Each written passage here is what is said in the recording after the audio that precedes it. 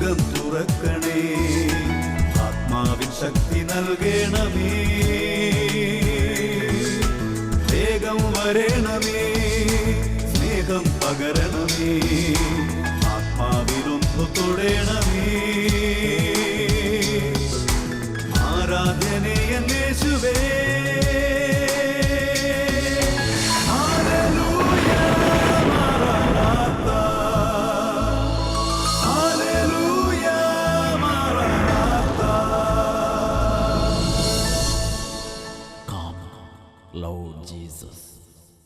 Hallelujah, hallelujah.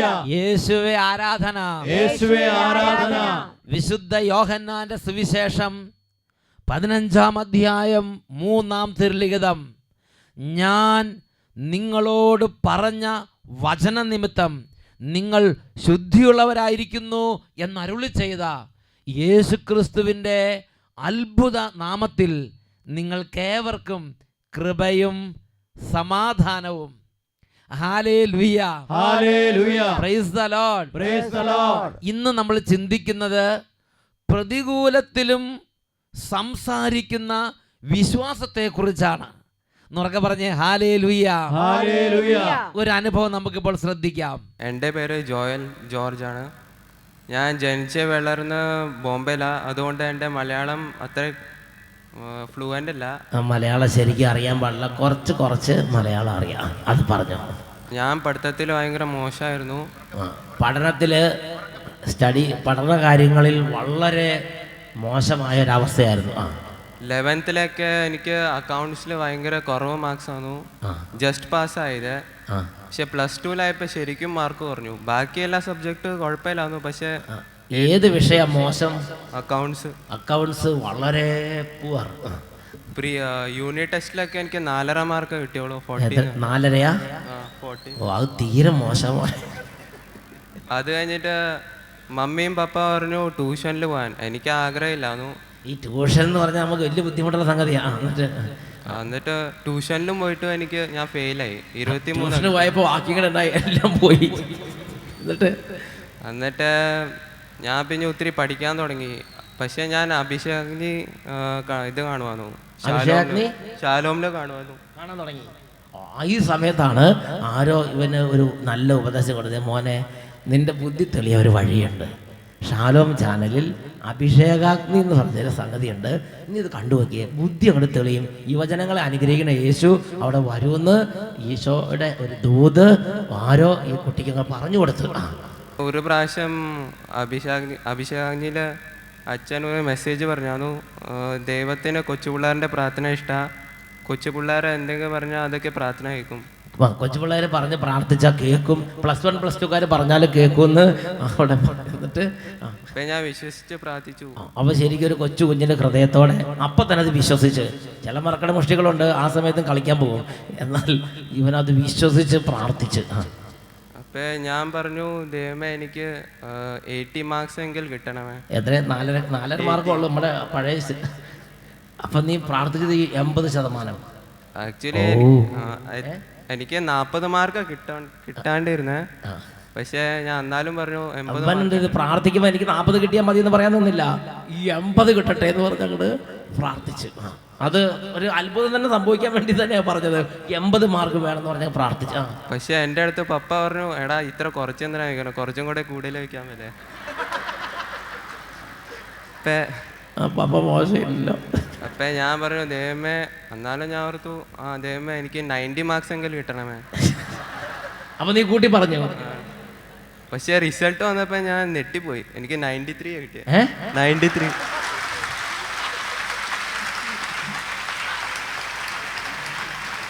എന്ത്? 93. ശരിക്കും നോക്കിയായിരുന്നു. എൻ്റെ പേര് തന്നെയായിരുന്നോ? എനിക്കും അറിയാൻ പറ്റില്ല, 93 ആണ്. കണ്ടപ്പോൾ നെട്ടിപ്പോയി. ഇവന് തന്നെ സംശയം.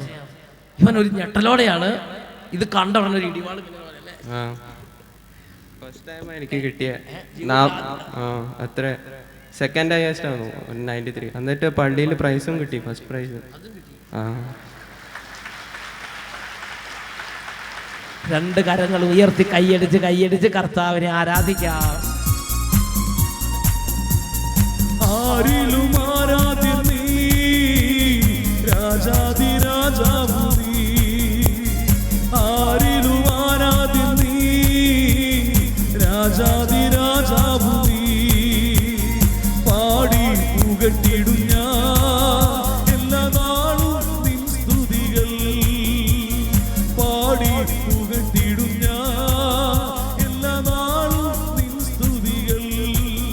എല്ലാ നാളും നിൻ സ്തുതികൾ. ഹല്ലേലൂയ. ഹല്ലേലൂയ. പ്രിയപ്പെട്ട സഹോദരങ്ങളെ, കൊച്ചുപിള്ളേരുടെ പ്രാർത്ഥന ഈശോയ്ക്ക് വളരെ ഇഷ്ടമാണ്. ഇപ്പോൾ ഈ ശുശ്രൂഷയിൽ കൂടുന്ന +1 +2 പഠിക്കുന്ന കുട്ടികൾ, കോളേജിൽ പഠിക്കുന്നവർ, ജോലിയുടെ കാര്യങ്ങൾക്ക് വേണ്ടി അന്വേഷിക്കുന്ന യുവതി യുവാക്കന്മാർ, വിദ്യാർത്ഥിനികൾ, ഓരോരുത്തരുടെയും കാര്യങ്ങളിൽ യേശു ശ്രദ്ധാലുവാണ്.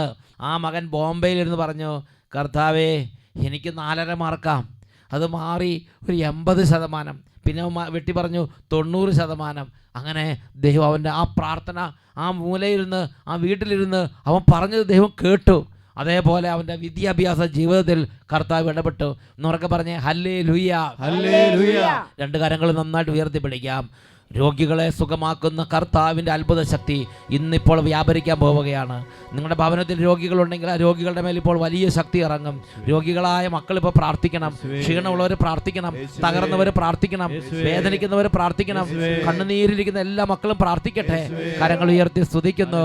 Hallelujah, hallelujah. ഓ, രോഗികളെ സുഖമാക്കുന്ന കർത്താവിൻ്റെ അത്ഭുത ശക്തി, ഓ വിടുവിക്കുന്ന കർത്താവിന്റെ ശക്തി ഈ മക്കളുടെ മേൽ അതിശയമായി ഇറങ്ങാൻ പിതാവേ ഇടപെടണമേ. Hallelujah, hallelujah. രോഗികളെ സുഖമാക്കുന്ന ശക്തി കർത്താവിൻ അത്ഭുത ശക്തി. ദൈവജനത്തിന്മീതെ ഇപ്പോൾ നിറഞ്ഞു കവിഞ്ഞിടട്ടെ. യേശുവിൽ നിന്നും ശക്തി പുറപ്പെട്ട് സൗഖ്യം വിടുതൽ ഇന്നീ ജനതയിൽ ഒഴുകട്ടെ. യേശുവിൽ നിന്നും ശക്തി പുറപ്പെട്ട് സൗഖ്യം വിടുതൽ ഇന്നീ ജനതയിൽ ഒഴുകട്ടെ. ബന്ധനങ്ങൾ അഴിയട്ടെ, അടിമത്തങ്ങൾ മാറട്ടെ. യേശുവിന്റെ നാമത്തിൽ വിടുതൽ പ്രാപിച്ച് കൈകൾ ഉയർത്തി കൈയടിച്ച് അഴിയട്ടെ, അടിമത്തങ്ങൾ മാറട്ടെ. യേശുവിന്റെ നാമത്തിൽ വിടുതൽ പ്രാപിച്ചിടട്ടെ. കർത്താവേ, ഇപ്പോൾ അങ്ങയുടെ അത്ഭുതമായ ഒരു ശക്തി സമൂഹത്തിലേക്ക് അവിടുന്ന് കരുണാപൂർവ്വം വർഷിക്കണമേ. തളർന്ന് കിടക്കുന്നവര്, കിടന്ന കിടപ്പിന് കിടക്കുന്നവര്, ക്യാൻസർ ഉള്ളവര്, ട്യൂമർ ഉള്ളവര്, മഞ്ഞപ്പിത്തം ബാധിച്ചവര്, കരൾ സംബന്ധമായ രോഗമുള്ളവര്, ആമാശയത്തിൽ ക്യാൻസർ ബാധിച്ചവര്, ഉദര സംബന്ധമായ പീഡയുള്ളവര്, ഗർഭാശയ രോഗമുള്ളവര്, എല്ലാ രോഗികളെയും ഇപ്പോൾ ഈശോയെ അവിടുന്ന് തൊട്ട് സുഖപ്പെടുത്തണമേ. സൗഖ്യദായകനേശുവേ കൈകൾ നീട്ടണമേ. വിടുതൽ പ്രാപിക്കാൻ ഞങ്ങൾ സൗഖ്യം നേടിയിടാൻ. സൗഖ്യദായകനേശുവേ കൈകൾ നീട്ടണമേ. വിടുതൽ പ്രാപിക്കാൻ ഞങ്ങൾ യജ്ഞം നേടിയിടാൻ. യേശുവിൻ തിരുമുറിവാലെ വ്യാധികൾ മാറട്ടെ. ദൈവശക്തിയാ രോഗാണുക്കൾ ഇല്ലാതാകട്ടെ. യേശുവിൻ തിരുമുറിവാലെ വ്യാധികൾ മാറട്ടെ.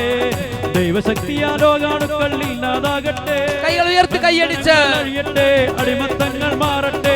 യേശുവിന്റെ നാമത്തിൽ വിടുതൽ പ്രാപിച്ചിടട്ടെ. ബന്ധനങ്ങൾ അഴിയട്ടെ, അടിമത്തങ്ങൾ മാറട്ടെ. യേശുവിന്റെ നാമത്തിൽ വിടുതൽ പ്രാപിച്ചിടട്ടെ. ബന്ധനങ്ങൾ അഴിയട്ടെ, അടിമത്തങ്ങൾ മാറട്ടെ. യേശുവിന്റെ നാമത്തിൽ വിടുതൽ ആവർത്തിച്ച് ബന്ധനങ്ങൾ അഴിയട്ടെ, അടിമത്തങ്ങൾ മാറട്ടെ. യേശുവിന്റെ നാമത്തിൽ വിടുതൽ പ്രാപിച്ചിടട്ടെ. ബന്ധനങ്ങൾ അഴിയട്ടെ, ഡെലിവറൻസ് മാറട്ടെ. യേശുവിന്റെ നാമത്തിൽ വിടുതൽ പ്രാപിച്ചിടട്ടെ. ബന്ധനങ്ങൾ അഴിയട്ടെ, കുടുംബങ്ങൾ വിടുതൽ പ്രാപിക്കട്ടെ.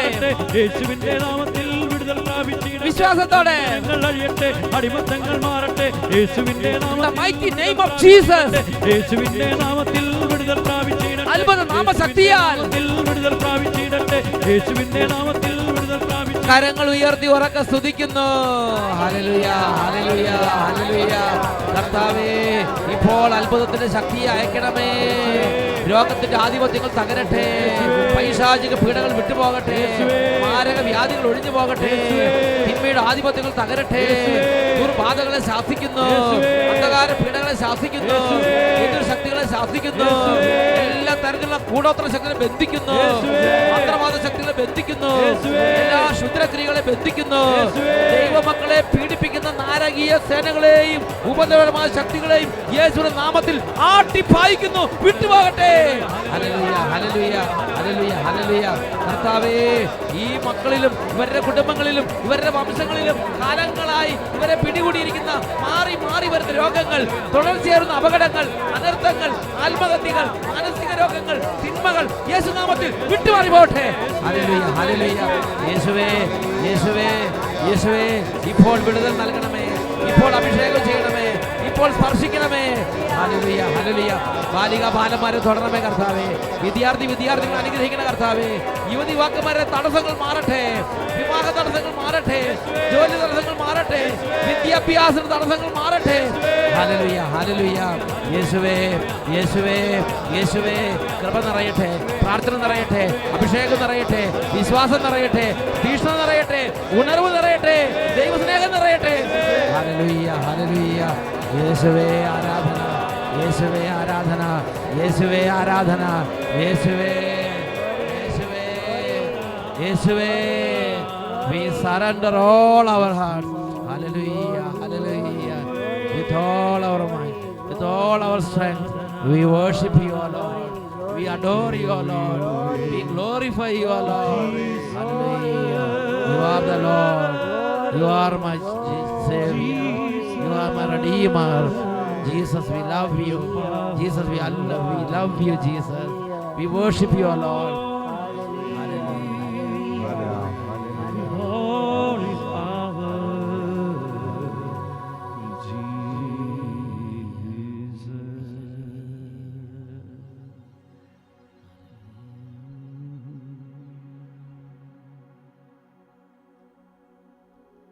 ഈശോ മിശിഹായുടെ എല്ലാ വാഗ്ദാനങ്ങൾക്കും ഞങ്ങൾ യോഗ്യരാകുവാൻ ഞങ്ങൾക്ക് വേണ്ടി അപേക്ഷിക്കണമേ. നിത്യം പിതാവും പുത്രനും പരിശുദ്ധാത്മാവുമായ സർവേശ്വര എന്നേക്കും ഈശോ മിശിഹായ്ക്ക് സ്തുതിയായിരിക്കട്ടെ. Praise the lord, praise the lord. സ്വസ്ഥാനങ്ങളിലേക്ക് അല്പനേരം നമുക്ക് ഇരിക്കാം. പ്രിയപ്പെട്ട സഹോദരങ്ങളെ, ഇന്ന് നമ്മൾ ചിന്തിക്കുന്ന വിഷയമാണ് പ്രതികൂലത്തിൽ സംസാരിക്കാൻ ശക്തിപ്പെടുത്തുന്ന വിശ്വാസം. Hallelujah, hallelujah. അനേകരുടെ ജീവിതങ്ങളിൽ സഹനങ്ങളെ ദൈവം അനുവദിച്ചപ്പോൾ അവരുടെ വിശ്വാസത്തിൽ അവർക്കൊരിക്കലും മറക്കാൻ പറ്റാത്ത ഒരു അനുഭവം കൊടുക്കാൻ കൂടി ദൈവം ആഗ്രഹിച്ചിട്ടുണ്ട്. പ്രാർത്ഥന കേൾക്കുന്നില്ല എന്ന അനുഭവത്തിലൂടെ ദൈവം നയിക്കുമ്പോൾ ജീവിതത്തിൽ ഒരിക്കലും മറക്കാൻ പറ്റാത്തൊരു പ്രാർത്ഥനാനുഭവം നൽകാൻ വേണ്ടി കൂടിയാണ് ദൈവം അങ്ങനെ ഒരു സാഹചര്യം നൽകിയത് എന്ന് തിരിച്ചറിയണം. എന്നുറക്കെ പറഞ്ഞേ ഹല്ലേലൂയ, ഹല്ലേലൂയ. രാജാക്കന്മാരുടെ 2-ാം പുസ്തകം 20-ാം അധ്യായം 1 മുതൽ 12 വരെ തിരുലിഖിതങ്ങൾ. അവിടെ ദൈവത്തിന് പ്രിയപ്പെട്ട ഒരു മകനെയാണ് ബൈബിൾ നമുക്ക് പഠിപ്പിച്ചു തരുന്നത്. ഹെസക്കിയ രാജാവ്. അദ്ദേഹം ഭയങ്കരമായ ദൈവത്തിൻ്റെ പ്രിയപ്പെട്ട മകനാണ്. എന്നാൽ അദ്ദേഹത്തിന് രോഗം പിടിച്ച് എത്ര നോക്കിയിട്ടും മാറുന്നില്ല, പ്രാർത്ഥിച്ചിട്ട് മാറുന്നില്ല, ചികിത്സിച്ചിട്ട് മാറുന്നില്ല. ആ രോഗത്തിൽ അദ്ദേഹത്തിന് ദൈവത്തിൻ്റെ ഒരു അരുളപ്പാട് ലഭിക്കുകയാണ്. ഈ രോഗം സുഖപ്പെടുകയില്ല, നീ മരിക്കും. ആ വചനഭാഗം നമുക്കൊന്ന് വായിച്ച് കേൾക്കാം. 2 രാജാക്കന്മാർ 20-ാം അധ്യായം 1 തൊട്ട് 4 വരെ വാക്യങ്ങൾ. അവിടെ ഇങ്ങനെയാണ് വായിക്കുന്നത്. ഹെസക്കിയ രോഗബാധിതനായി മരണത്തോടടുത്തു. ആമോസിൻ്റെ പുത്രൻ യേശയ്യ പ്രവാചകൻ അടുത്ത് ചെന്ന് പറഞ്ഞു, കർത്താവ് അരുളി ചെയ്യുന്നു, നീ വീട്ടുകാര്യങ്ങൾ ക്രമപ്പെടുത്തുക, എന്തെന്നാൽ നീ മരിക്കും, നീ സുഖം പ്രാപിക്കുകയില്ല. പ്രിയപ്പെട്ട സഹോദരങ്ങളെ, ദൈവം ആ മനുഷ്യനോട് പറയുകയാണ്, നീ മരിക്കും, നീ സുഖം പ്രാപിക്കുകയില്ല. ഇതൊരു ഡോക്ടർ പറയണതല്ല, ചികിത്സിക്കുന്ന ഡോക്ടറോ അല്ലെങ്കിൽ വീട്ടിൽ നമ്മൾ പരിചരിക്കുന്ന നമ്മുടെ കൂടെ നിൽക്കുന്നവരോ നമ്മുടെ അപ്പനമ്മമാരോ നമ്മുടെ ജീവിത പങ്കാളിയോ മക്കളോ പറയുന്നത് പോലെ അല്ല ഇത്. ദൈവം നേരിട്ട് പറയുകയാണ്, നീ സുഖം പ്രാപിക്കില്ല, നീ മരിക്കും. അതുകൊണ്ട് നീ വേഗം തന്നെ വീട്ടുകാര്യങ്ങൾ ക്രമപ്പെടുത്തുക. പ്രിയപ്പെട്ട സഹോദരങ്ങളെ, നമ്മളോടാണ് ദൈവം ഇത് പറഞ്ഞു. ചിന്തിച്ചു, ഒരു ഡോക്ടർ തന്നെ പറയുമ്പോൾ നമ്മുടെ മനസ്സ് വേദനിക്കുകയാണ്. ഈ ക്യാൻസർ ഇനി മാറില്ല, മരിക്കുകയുള്ളൂ, അല്ലെങ്കിൽ ഈ രോഗം മാറില്ല, മരിക്കുകയുള്ളൂ എന്ന് പറഞ്ഞു എന്ന് വിചാരിക്കും. അല്ലെങ്കിൽ ഡോക്ടർ പറയണ്ട ഒരു ബ്ലഡ് ക്യാൻസർ വന്നു, അത് ഇനി ചികിത്സിച്ച് രക്ഷപ്പെടാൻ നൂറില്ല, മരിക്കുന്നു എന്ന് അറിവ് കിട്ടിയ ഒരു വ്യക്തി, അദ്ദേഹത്തിൻ്റെ വേദനയും തകർച്ചയും ഞാൻ കണ്ടതാണ്.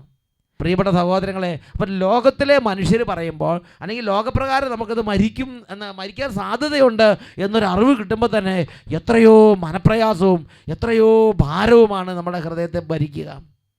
അപ്പോൾ ഇത് ലോകമോ മനുഷ്യരോ നമ്മുടെ മനസ്സോ അല്ല, നേരിട്ട് ദൈവം പറയുകയാണ്. നമ്മളൊരു കാര്യത്തിന് ആശ്രയിക്കുന്ന ദൈവത്തെ, ആ ദൈവം പറയുകയാണ്, നിന്റെ ഈ രോഗം സുഖപ്പെടുകയില്ല, നീ മരിക്കും.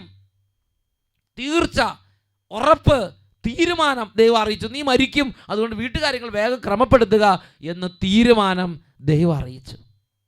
പ്രിയപ്പെട്ട സഹോദരങ്ങളെ, ഹെസക്കിയ നല്ല മനുഷ്യനാണ്. അദ്ദേഹത്തിൻ്റെ മനസ്സിൻ്റെ ഡെപ്ത്, ഹൃദയത്തിൻ്റെ വിശ്വാസ ഡെപ്ത് ഇവിടെ കാണുകയാണ്. അദ്ദേഹം എന്താ ചെയ്തത്? 2-ാമത്തെ 3-ാമത്തെ വാക്യങ്ങൾ നമ്മൾ കാണുന്നത് എങ്ങനെയാണ്? ഹെസക്കിയ ചുമരിലേക്ക് മുഖം തിരിച്ച് കർത്താവിനോട് പ്രാർത്ഥിച്ചു. കർത്താവേ, ഞാൻ എത്ര വിശ്വസ്തമായും ആത്മാർത്ഥമായുമാണ് അങ്ങയുടെ മുമ്പിൽ നന്മ പ്രവർത്തിച്ചത് എന്ന് ഓർക്കണമേ. പിന്നെ അവൻ ദുഃഖത്തോടു കൂടെ കരഞ്ഞു. പ്രിയപ്പെട്ട സഹോദരങ്ങളെ, അവൻ ദൈവത്തിൻ്റെ മുമ്പിൽ സംസാരിക്കാൻ വേണ്ടി ചെല്ലുകയാണ്. അവൻ കാര്യം അവൻ്റെ കിടക്കയിലാണ് കിടക്കുന്നതെങ്കിലും അവൻ ആ ഭിത്തിയോട് ചേർന്ന് ഭിത്തിയിലേക്ക് തിരിഞ്ഞ് സ്വന്തം കിടക്കയിൽ, രോഗക്കിടക്കയിലാണ് കിടക്കുന്നതെങ്കിലും അവൻ നിൽക്കുന്നതും സംസാരിക്കുന്നതും ദൈവത്തിൻ്റെ മുമ്പിലാണ്. അവൻ ഈ ജീവിതകാലം മുഴുവൻ ഏത് ദൈവത്തെ ആരാധിച്ചുവോ, അവൻ ഈ ജീവിതകാലം മുഴുവൻ ഏത് ദൈവത്തിൻ്റെ നാമത്തിൽ ശുശ്രൂഷ ചെയ്തുവോ, അവൻ ഈ ജീവിതകാലം മുഴുവൻ ഏത് ദൈവത്തിൻ്റെ വചനത്തെ പ്രകീർത്തിച്ചുവോ, അതേ ദൈവത്തിൻ്റെ മുമ്പിലാണ് ആ കിടക്കയിൽ നാം കിടന്നുകൊണ്ട് പറയുന്ന ന്യായവാദങ്ങൾ നിരത്തപ്പെടുന്നത്. അവിടെ ചുമരിലേക്ക് തിരിഞ്ഞിട്ട് അവിടെ കിടന്നിട്ട് ആ കിടക്കയെ കിടന്നിട്ട് പറയുകയാണ്, ഞാൻ എൻ്റെ ജീവിതകാലത്ത് ചെയ്ത നന്മകളും എൻ്റെ ജീവിതകാലത്ത് അങ്ങേ ആരാധിച്ചതും അങ്ങയുടെ വഴികളിലൂടെ നടന്നതും ഓർക്കണമേ എന്ന് പറഞ്ഞിട്ട് ഹൃദയവതയോടെ കരഞ്ഞിട്ട് പറയുകയാണ്, എനിക്ക് മരിക്കാൻ ഇഷ്ടമല്ല, എനിക്ക് ജീവിക്കണം എന്ന് ദൈവത്തിൻ്റെ മുമ്പിൽ സംസാരിക്കുകയാണ്. പ്രിയപ്പെട്ട സഹോദരങ്ങളെ, പ്രതികൂലത്തിലും ദൈവത്തിൻ്റെ മുമ്പിൽ സംസാരിക്കാൻ ശക്തിപ്പെടുത്തിയ വിശ്വാസം ആ ഹൃദയത്തിൽ ഉണ്ടായിരുന്നു. പ്രതികൂലത്തിലും തളരാതെ ജീവിതത്തെ ബലപ്പെടുത്തുന്ന ഒരു വിശ്വാസം ആ ഹൃദയത്തിൽ ഉണ്ടായിരുന്നു. അതിന് ഉത്തരവുണ്ട്, അതിന് മറുപടിയുണ്ട്, അതിന് ഫലമുണ്ട്. അതാണ് 4-ാമത്തെ വാക്യം. കൊട്ടാരത്തിൻ്റെ അങ്കണം വിട്ടുപോകുന്നതിന് മുമ്പ് തന്നെ യെശയ്യായ്ക്ക് കർത്താവിൻ്റെ അരുളപ്പാടുണ്ടായി. നീ മടങ്ങിച്ചെന്ന് എൻ്റെ ജനത്തിൻ്റെ രാജാവായ ഹെസക്കിയായോട് അവൻ്റെ പിതാവായ ദാവീദിന് ദൈവമായ കർത്താവ് ഇപ്രകാരം അറിയിക്കുന്നു എന്ന് പറയുക, ഞാൻ നിൻ്റെ കണ്ണുനീർ കാണുകയും പ്രാർത്ഥന കേൾക്കുകയും ചെയ്തിരിക്കുന്നു. ഞാൻ നിന്നെ സുഖപ്പെടുത്തും. 3-ാം ദിവസം നീ കർത്താവിൻ്റെ ആലയത്തിലേക്ക് പോകും. നിൻ്റെ ആയുസ് 15 വർഷം കൂടി നീട്ടും. പ്രിയപ്പെട്ട സഹോദരങ്ങളെ, അവൻ്റെ ന്യായവാദങ്ങൾ, അവൻ്റെ സംസാരം, അവൻ്റെ ഇടപെടൽ, അവൻ്റെ കണ്ണുനീര്, അവൻ്റെ ആ ഒരു വിശ്വാസം അവൻ്റെ ജീവിതത്തിലേക്ക് മരിക്കുന്നത് വരെ, അവൻ്റെ ജീവിതകാലം മുഴുവൻ ഓർക്കാവുന്ന വിധം ഒരു ദൈവാനുഭവത്തിലേക്ക് അവനെ നയിച്ചു, ഒരു പ്രാർത്ഥനാനുഭവത്തിലേക്ക് അവനെ നയിച്ചു, ഒരു വിശ്വാസാനുഭവത്തിലേക്ക് അവനെ നയിച്ചു. എന്നുറക്കെ പറഞ്ഞേ ഹല്ലേലൂയ, ഹല്ലേലൂയ. നമ്മുടെ പ്രതികൂലത്തിൽ നാം പറയുന്നതും നാം സംസാരിക്കുന്നതും നാം കരയുന്നതും നമ്മുടെ രോഗക്കടകയിൽ നമ്മൾ തിരിഞ്ഞു കിടക്കുമ്പോൾ മനസ്സിൽ കൂടെ നാം വിശ്വാസ ചിന്തകളിൽ ദൈവത്തോട് ഇടപെടുന്നതും ഒരു നിസ്സാര കാര്യമല്ല. ദൈവം അത് കേൾക്കുന്നുണ്ട്, അതിന് മറുപടിയുണ്ട്, അതിന് അനുഗ്രഹമുണ്ട്. നമ്മൾ നെഗറ്റീവ് പറഞ്ഞാലും അങ്ങനെ തന്നെ, ദൈവത്തെ ദുഷിച്ച് പറഞ്ഞാലും അങ്ങനെ തന്നെ.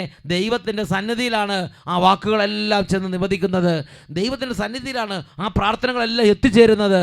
പ്രിയപ്പെട്ട മക്കളെ, ബൈബിളിൽ വിശുദ്ധ ലിഖിതത്തിൽ വിശുദ്ധ മർക്കോസിൻ്റെ സുവിശേഷത്തിൽ 7-ാം അധ്യായം 24 മുതൽ 30 വരെ തിരുലിഖിതങ്ങളിൽ മറ്റൊരു വ്യക്തിയെ ദൈവത്തിൻ്റെ വചനം പരിചയപ്പെടുത്തി തരുന്നുണ്ട്. സീറോ ഫിനീഷ്യൻ സ്ത്രീയുടെ വിശ്വാസം എന്നാണ് അതിൻ്റെ ഹെഡിങ് തന്നെ. യേശു ഒരു ഭവനത്തിൽ വന്ന് അധികം പേരും അറിയാതെ അവിടെ പ്രാർത്ഥിക്കുകയും ശുശ്രൂഷ ചെയ്യുന്നത് ആഗ്രഹിച്ചു. എന്നാൽ അവന് മറിഞ്ഞിരിക്കാൻ സാധിച്ചില്ല. 7-ാം അധ്യായം 25-ാമത്തെ വാക്യത്തിൽ പറഞ്ഞിങ്ങനെയാണ്, ഒരു സ്ത്രീ അവനെക്കുറിച്ച് കേട്ട് അവിടെ എത്തി. അവൾക്ക് അശുദ്ധാത്മാവ് ബാധിച്ച ഒരു കൊച്ചു മകൾ ഉണ്ടായിരുന്നു. ആ സ്ത്രീ വന്ന് അവൻ്റെ കാൽക്കൽ വീണു. അവൾ സീറോ ഫിനീഷ്യൻ വംശത്തിൽപ്പെട്ട ഒരു ഗ്രീക്കുകാരിയായിരുന്നു. ആ അമ്മയ്ക്ക് ഒരു കുട്ടിയുടെ ദുഃഖം പറയാനുണ്ട് യേശുവിനോട്.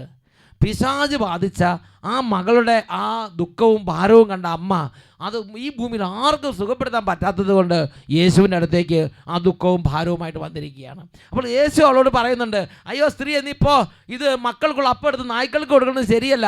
നിൻ്റെ രോഗം, നിൻ്റെ കാര്യത്തിൽ ഇടപെടാൻ ഞാൻ ഉദ്ദേശിച്ചിട്ടില്ല, നിനക്കിപ്പോൾ അനുഗ്രഹം ഇല്ല എന്ന് തന്നെയാണ് യേശു ആ സ്ത്രീയോട് പറഞ്ഞത്. പക്ഷേ അവൾ നിരാശപ്പെടുകയോ തളരുകയോ എതിർക്കുകയോ ദൈവത്തോട് മത്സരിക്കുകയോ ഒന്നും ചെയ്യുന്നില്ല. അവളുടെ ആ ഹൃദയത്തിൻ്റെ ഡെപ്ത്, ആ വിശ്വാസത്തിൻ്റെ ഡെപ്ത് അവിടെ കാണുകയാണ്. 7-ാം അധ്യായം 28-ാം തിരുലിഖിതം. അവൾ പറഞ്ഞു, കർത്താവേ, അത് ശരിയാണ്, എങ്കിലും മേശയ്ക്ക് കീഴെ നിന്ന് നായ്ക്കളും മക്കൾക്കുള്ള അപ്പക്കഷ്ണങ്ങളുടെ ബാക്കി തിന്നുന്നുണ്ടല്ലോ. ഒരു സംസാരം.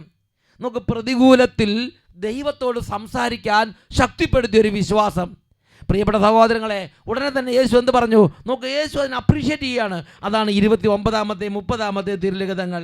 അവൻ അവളോട് പറഞ്ഞു, ഈ വാക്ക് മൂലം നീ പോയിക്കൊള്ളുക, പിശാച് നിന്റെ മകളെ വിട്ടുപോയിരിക്കുന്നു.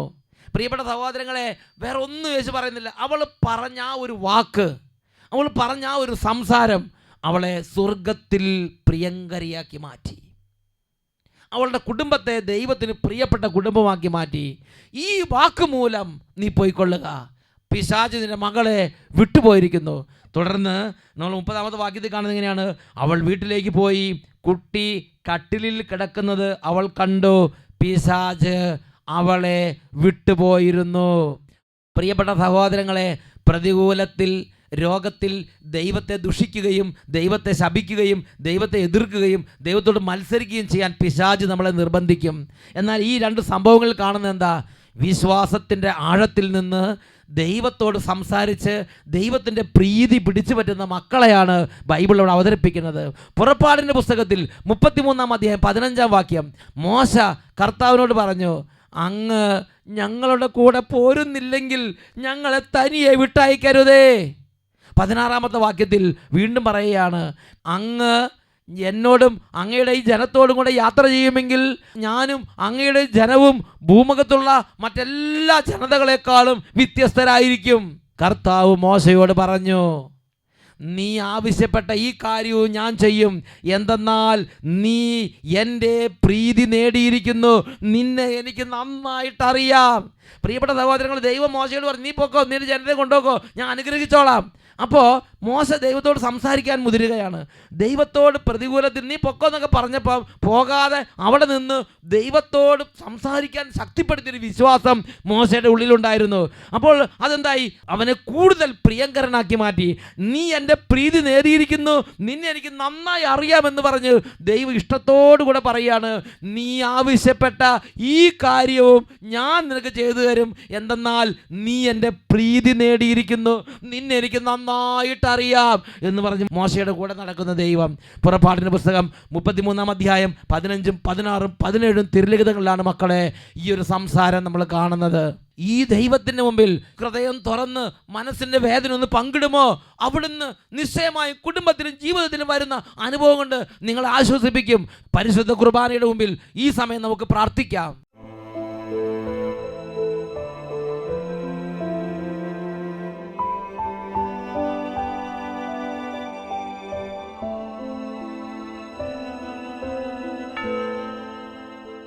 ഹല്ലേലൂയ. പ്രിയപ്പെട്ട സഹോദരങ്ങളെ, ഈ നിമിഷങ്ങൾ എഴുന്നേറ്റ് നിന്ന് ദിവ്യകാരുണ്യ ഈശോയുടെ മുമ്പിൽ ഹൃദയത്തിൻ്റെ എല്ലാ ഭാരങ്ങളും പറഞ്ഞ് മനസ്സിൻ്റെ എല്ലാ ദുഃഖങ്ങളും പറഞ്ഞ് നമ്മുടെ കർത്താവിൻ്റെ മുമ്പിൽ നമ്മുടെ ഹൃദയഭാരങ്ങൾ കോരിച്ചൊരിയാം. രണ്ട് കരങ്ങൾ നന്നായിട്ട് ഉയർത്തിപ്പിടിക്കുക. ദൈവമേ, അവിടുന്ന് സമുദ്രം ജലം കൊണ്ട് നിറഞ്ഞിരിക്കുന്നത് പോലെ ഇപ്പോൾ വന്നത് പൊതിയണമേ കർത്താവേ. മലകളെ മേഘങ്ങൾ വന്ന് മൂടുന്നത് പോലെ ഇപ്പോൾ ഈ സമൂഹത്തെ മൂടണമേ. ദൈവ സാന്നിധ്യം കൊണ്ട് മൂടട്ടെ. സമുദ്രത്തെ ജലം മൂടിയിരിക്കുന്നത് പോലെ ദൈവ സാന്നിധ്യം കൊണ്ട് സമൂഹത്തെ മൂടട്ടെ. കരങ്ങൾ ഉയർത്തി സ്തുതിക്കുന്നു. Hallelujah, hallelujah, hallelujah, hallelujah. സമുദ്രം ജല ഹല്ലേലൂയ, ഹല്ലേലൂയ, ഹല്ലേലൂയ പോലെ മലകൾ കാർമേഘത്താൽ നിറയും പോലെ യേശുവേ, യേശുവേ, സമുദ്രം ജലത്താൽ കവിയും പോലെ ഓ അത്ഭുത ശക്തിയെ മലകൾ ഇപ്പോൾ ഞങ്ങളെ പൊതിയണമേ. കാർമേഘത്താൽ നിറയും പോലെ ഈ സമൂഹത്തെ ഇപ്പോൾ ദൈവ സാന്നിധ്യം മൂടട്ടെ. സാന്നിധ്യവും നിന്റെ സാമീപ്യവും ഞങ്ങളിൽ നിറയ്ക്കണമേ.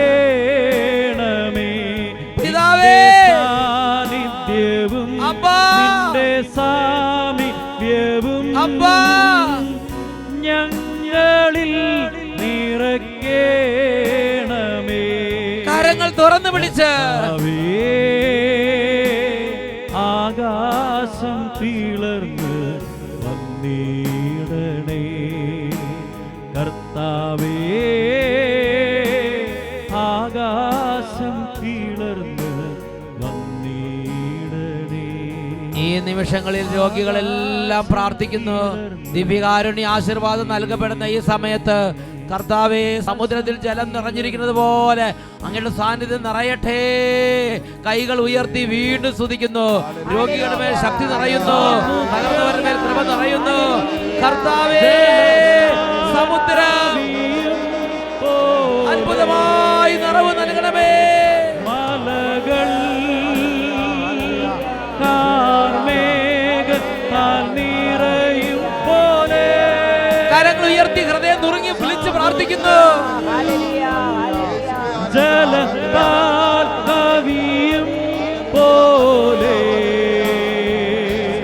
മലകൾ കാർമേഘത്താൽ നിറയും പോലെ നിന്റെ സാന്നിധ്യവും നിന്റെ സാമീപ്യവും ഞങ്ങളിൽ നിറയ്ക്കണമേ കർത്താവേ. ആകാശം പിളർന്ന് വന്നിടണേ.